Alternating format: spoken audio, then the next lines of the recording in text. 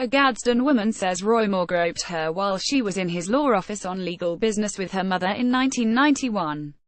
Moore was married at that time.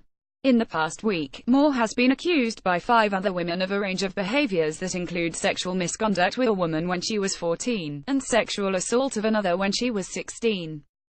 This is the first public accusation of physical contact that happened after Moore was married. In recent days, Moore has publicly denied any wrongdoing, and has denied knowing some of the women.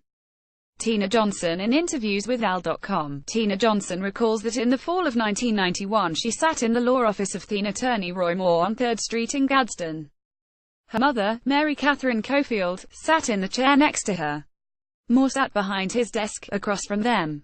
Johnson remembers she was wearing a black and white dress. Almost from the moment she walked into Moore's office, Johnson said, Moore began flirting with her. He kept commenting on my looks, telling me how pretty I was, how nice I looked, recalled Johnson. He was saying that my eyes were beautiful. It made her uncomfortable. I was thinking, can we hurry up and get out of here? Johnson was 28 years old, in a difficult marriage headed toward divorce, and unemployed. She was at the office to sign over custody of her 12-year-old son to her mother, with whom had been living. Her mother had hired Moore to handle the custody petition. Johnson had 2 young daughters at the time with her then husband, and her son said he wanted to with his grandmother.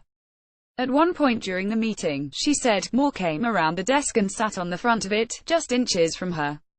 He was so close, she said, she could smell his breath. According to Johnson, he asked questions about her young daughters, including what color eyes they had and if they were as pretty as she was. She said that made her feel uncomfortable, too. Once the papers were signed, she and her mother got up to leave.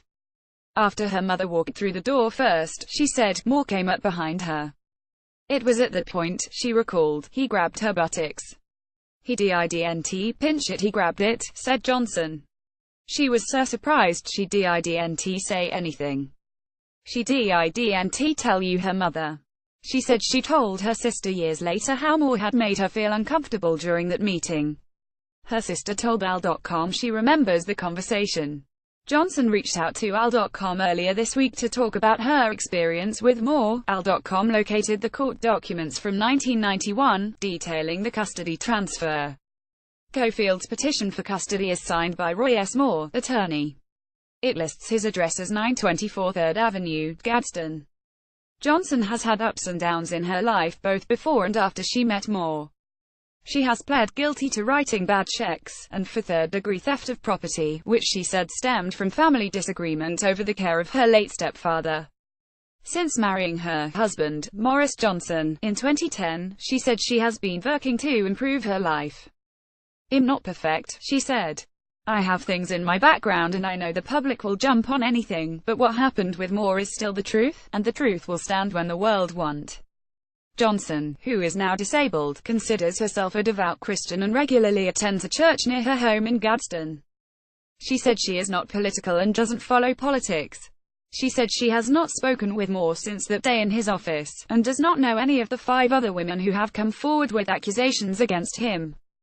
This is not a politics thing with me, she said. It's more of a moral and religious thing. It has bothered her over the years to see Moore on TV, talking about his Christian faith. She wanted to come forward publicly now, she said, because it's hard for victims of harassment to talk openly about their experiences. I want people to know that it's okay to finally say something, she said. I guess I'm ashamed I didn't say nothing, didn't turn around and slap him. A spokesperson for the Roy Moore campaign contacted in advance had not given AL.com a response by publication time. All the time in 1982, Kelly Harrison Thorpe was working as a hostess at the Red Lobster restaurant in Gadsden. She was 17 years old and a high school senior. One day Roy Moore came into the restaurant, and she recognized him. He was a public figure in this small town, she said of Moore, who at the time was in his early 30s and the deputy district attorney for Etowah County. Later that year he would mount an unsuccessful campaign for circuit court judge. Thorpe said Moore asked her if she'd go out with him sometime. I just kind of said, do you know how old I am? She recalled. And he said, yeah. I go out with girls your age all the time. Thorpe said she turned him down and told him she had a boyfriend. She said he then walked away. Thorpe said she later told a family member but did not tell the story publicly.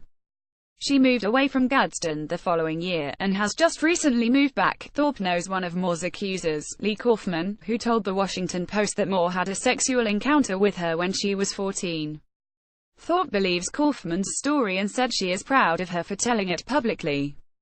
In an interview on Sean Hannity's radio show last Friday, Moore said he did not generally date girls in the late teens when he was in his early 30s. "If I did, I'm not going to dispute anything," he said, "but I don't remember anything like that." Why now, as more GOP leaders including Senate Majority Leader Mitch McConnell are calling for Moore to step aside, he has given no indication he plans to do so. He still has a lead in most polls. One question often levied at the accusers is why they didn't come forward publicly before now, a month away from the special election for Alabama Senator. Moore has been a public and often controversial figure in Alabama politics for decades. It's an issue both Johnson and Thorpe wanted to address.